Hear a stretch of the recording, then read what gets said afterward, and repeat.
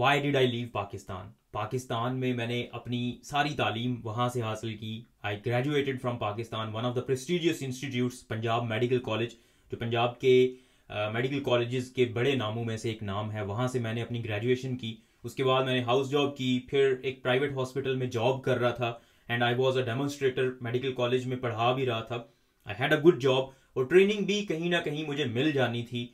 तो why did I leave Pakistan और UK क्यों आ गया? अगर आप लोगों के माइंड में ये क्वेश्चन है या आप लोग ये सोच रहे हैं to move out of Pakistan और किसी और कंट्री में जा रहे हैं, तो हो सकता है ये वीडियो किसी तरह से आपकी हेल्प कर दे। बहुत सारी रीजंस हैं जिसकी वजह से आई मूव टू यूके।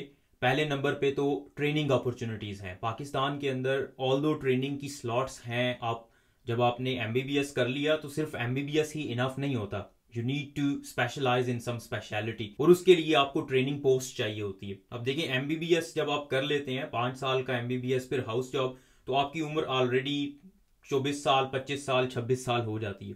अब उसके बाद भी अगर आपको ट्रेनिंग पोस्ट नहीं मिल रही या फिर ट्रेनिंग पोस्ट मिल जाती है लेकिन वहां पे नहीं आपको मिल रही, बहुत सारे ऐसे पाकिस्तान के अंदर हो रहा है ऐसे कि अनपेड ट्रेनिंग पोस्ट है, मतलब 3 साल 4 साल जो आपने जॉब मजीद करनी है, स्पेशलाइजेशन करनी है, वो पेड ही नहीं है, आपको पैसे ही नहीं मिल रहे, या फिर इतनी कम पे है कि उससे गुजारा मुमकिन नहीं है। उससे बेहतर अगर आप कोई छोटा मोटा और काम कर लो, जो डॉक्टर हजरात हैं अच्छा खासा पढ़ने वाले लोग होते हैं, कंप्यूटर लिटरेट होते हैं, तो अगर वो कोई और जॉब कर लें, फॉर एग्जाम्पल कोई ऑनलाइन बिजनेस वगैरह कर ले, तो हो सकता है उससे वो बहुत ज्यादा डबल ट्रिपल पैसे कमा सकते हैं उतनी पे से। तो एक तो बहुत बड़ी वजह ये थी कि ट्रेनिंग अपॉर्चुनिटीज इतनी ज्यादा नहीं है और ट्रेनिंग में पे इतनी ज्यादा नहीं थी वहां पे कि मैं कंसिडर करता पाकिस्तान में ट्रेनिंग करने को। और फिर पाकिस्तान की ट्रेनिंग अनफॉर्चुनेटली इतनी अच्छी नहीं है कि बाकी कंट्रीज में उसको एक्सेप्ट किया जाए। बहुत सारे कंट्रीज हैं जिन्होंने पाकिस्तान की ट्रेनिंग को एक्सेप्ट करने से इनकार किया हुआ है, वो पाकिस्तान की ट्रेनिंग को, स्पेशलाइजेशन को नहीं मानते। तो अगर आप पाकिस्तान से ट्रेनिंग करते हैं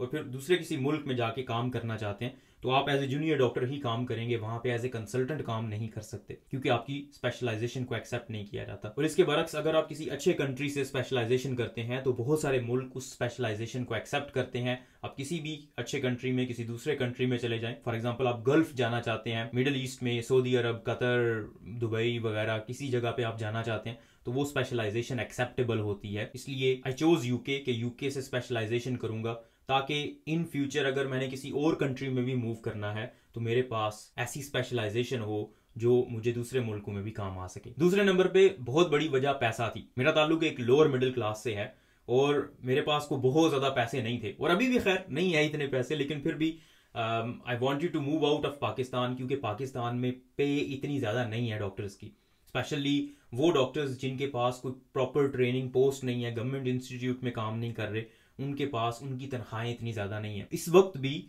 इतनी महंगाई के दौर में भी, पाकिस्तान में अगर कोई प्राइवेट हॉस्पिटल में कोई जॉब करता है जूनियर डॉक्टर, तो उसकी पे 50-60 हजार 70 हजार है, जो यहाँ पे एक शिफ्ट करके, एक एक्स्ट्रा शिफ्ट करके जूनियर डॉक्टर इतने पैसे कमा लेता है। ऑल्दो यहाँ पे खर्चे भी बहुत होते हैं, लेकिन फिर भी अगर आप बचाने पे आए, सेविंग करने पे आए, तो आप अच्छी खासी सेविंग यूके में रह के कर सकते हैं। और पाकिस्तान में आपकी जितनी टोटल पे है उतनी, उससे तो ज्यादा ही सेविंग आपकी हो सकती है अगर आप सेविंग करने के मोड में आए हो। तो ये बहुत बड़ी वजह थी जिसकी वजह से I moved out of Pakistan, क्योंकि मुझे पता था एक तो मुझे गवर्नमेंट की ट्रेनिंग मिलने के चांसेस बहुत कम थे।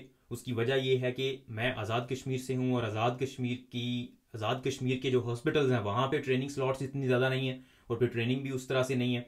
और पंजाब के अंदर अगर मैं अप्लाई करता हूँ तो वहाँ पे सीट्स ही इतनी लिमिटेड हैं कि ट्रेनिंग के लिए अपनी मर्जी की स्पेशलिटी चूज करने के लिए मुझे बहुत स्ट्रगल करना पड़ती। तीसरे नंबर पे बहुत बड़ी वजह नेपोटिज्म और रिश्वत थी। आपने पाकिस्तान में जो भी काम करवाना है, अगर आपको पता है जब आप डॉक्टर बन जाते हैं तो उसके बाद आपने जो एमओ वगैरह होते हैं, मेडिकल ऑफिसर्स होते हैं गवर्नमेंट इदारों में, चाहे वो प्राइमरी केयर सेटअप है या गवर्नमेंट की कोई हॉस्पिटल में जॉब है, वहां पे आपको पोस्ट अपनी करवाने के लिए, जॉब लेने के लिए आपको रिश्वत देना पड़ती है। और ये बहुत कॉमन है, इतना कॉमन कल्चर है। मैं हैरान होता हूं कि डॉक्टर्स किस तरह से, जो जूनियर डॉक्टर्स हैं वो बेचारे ग्रुप्स में, फेसबुक ग्रुप्स में पोस्ट कर रहे होते हैं कि कौन कितने पैसे दे के कहाँ जा रहा है। इस चीज से मैं बाहर निकलना चाहता था। आई डिडंट वांट कि मैं रिश्वत दे के अपनी जॉब को पक्का करवाऊं, किसी जगह पे जॉब करूं और सिर्फ रिश्वत की बेस पे या फिर सिफारिश की बेस पे। यही दो चीजें हैं, सिफारिश करवाओ, रिश्वत दो और जॉब ले लो। I didn't want to do that. इसलिए मैंने डिसाइड किया कि बाहर जाना ही बेहतर है और फिर बाद में देखेंगे क्या करना है। चौथी वजह दुनिया को एक्सप्लोर करना भी था। मेरा बचपन से ही ख्वाब रहा है कि मैं दुनिया के मुख्तलिफ कोनों पे जाऊं, एक्सप्लोर करूं, मुख्तलिफ कल्चर्स को देखूं कि लोग किस तरह से रहते हैं, बाकी लोगों की क्या आदत होती हैं और वो किस तरह से हमसे मुख्तलिफ हैं। दुनिया बहुत बड़ी है और हम लोग अक्सर हम में से एक ही जगह पे पैदा होते हैं, वहीं पे काम करते हैं और वहीं पे फोत हो जाते हैं। तो मेरा बचपन से ये ख्वाब था कि I wanted to explore the world, और इससे मुझे एक थोड़ी सी उम्मीद मिली है कि I can explore the world. अगर मैं एक कंट्री से दूसरे कंट्री में आ गया हूँ तो definitely I can go to other countries as well, I can move to other countries and I can work there as well. तो ये एक बहुत बड़ी वजह थी। और यकीन करें, आप जब किसी दूसरे कंट्री में जाते हैं, किसी ऐसी जगह पे जाते हैं जहाँ पे आपकी जुबान नहीं बोली जाती, कल्चर वहाँ पे आपका फॉलो नहीं होता, तो आप बहुत कुछ सीखते हैं। आपकी विजन बहुत ब्रॉड होती है, आपकी थिंकिंग ब्रॉड हो जाती है और बहुत चेंज आता है आपकी पर्सनैलिटी में। तो ये कुछ वजूहात हैं जिनकी वजह से मैंने पाकिस्तान छोड़ा और यूके में आ गया। हाँ, मेरे पास और भी ऑप्शंस थे। इनिशियली जब मैं 3rd ईयर MBBS में था तो I wanted to do USMLE। USMLE एक एग्जाम होता है, उसे करके फिर आप अमेरिका में रेजिडेंसी लेते हैं और अमेरिका में प्रैक्टिस करते हैं। लेकिन मैंने तैयारी की, उसकी एग्जाम की मैं तैयारी कर रहा था, ऑलमोस्ट 50-60% तैयारी कर ली मैंने। मेरे बड़े भाई जो हैं वो भी उस एग्जाम की तैयारी कर रहे थे, बल्कि उन्होंने एक स्टेप दे लिया था, सेकंड स्टेप की तैयारी कर रहे थे। फिर हुआ कुछ ऐसे कि एक तो फाइनेंशियल रीजन थी, पैसे बहुत ज्यादा लगते हैं अमेरिका जाने के लिए एज कम्पेयर टू यूके, और दूसरे नंबर पे वहां पे वीजे रिजेक्ट होना शुरू हुए थे। कोई आई थिंक ट्रम्प आया था और उसने कुछ वीजा पॉलिसी में चेंजिंग्स की थी, तो बहुत सारे सीनियर्स थे हमारे, बहुत सारे कोलीग्स थे जिनके वीजाज रिजेक्ट हो रहे थे। इसलिए हमने वो तरक किया प्लान और प्लैब की तरफ आगे, जो कि यूके के लिए एग्जाम होता है। हाँ, एक चीज आप लोगों को मैं बता दूं कि जब भी आप किसी एग्जाम की तैयारी करते हैं या कोई आउट ऑफ द बॉक्स करने की सोचते हैं, कोई ऐसी चीज करने की सोचते हैं जो बाकी लोग नहीं कर रहे, तो आपको बहुत सारे लोग रोकने वाले होते हैं और बहुत ज्यादा लोग आपका मजाक उड़ाते हैं। मेरे फ्रेंड सर्कल में बहुत सारे ऐसे लोग थे, जब मैंने USMLE की तैयारी की 3rd ईयर में, स्टार्ट की थी अभी तैयारी, तो वो हर वक्त जहां पे भी मैं उनको नजर आता था तो बस एक थोड़ा सा सार्केस्टिकली कि ये फलां तैयारी कर रहा है और इस तरह से कर रहा है, तो आपको डिग्रेड करते हैं। और यकीन करें, वो दोस्त चाहे वो समझते हों कि वो आपके दोस्त हैं और आप समझते हों कि वो आपके दोस्त हैं, वो आपके दोस्त नहीं है।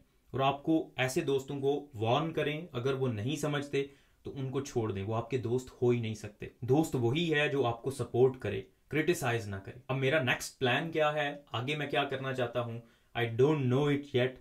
आप जो कुछ भी प्लान करते हैं शायद 20% ही उसका होता है, बाकी 80% आपके हाथ में नहीं होता। जो कुछ आप प्लान कर रहे होते हैं, जिस चीज से आप डर रहे होते हैं, वो नहीं होती, बल्कि कुछ ऐसी चीज हो जाती है जो आपके हाथ में नहीं होती और आपने कभी उसके बारे में सोचा नहीं होता। इसलिए कोई ऐसा सच प्लान नहीं है अभी।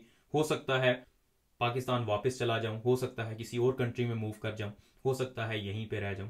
अभी कोई परमानेंट प्लान मैंने नहीं बनाया। उम्मीद है आपको ये वीडियो पसंद आई होगी। इस वीडियो को लाइक करें, इस चैनल को सब्सक्राइब करें ताकि इस तरह की इन्फॉर्मेटिव वीडियोस आप तक पहुंचती रहें।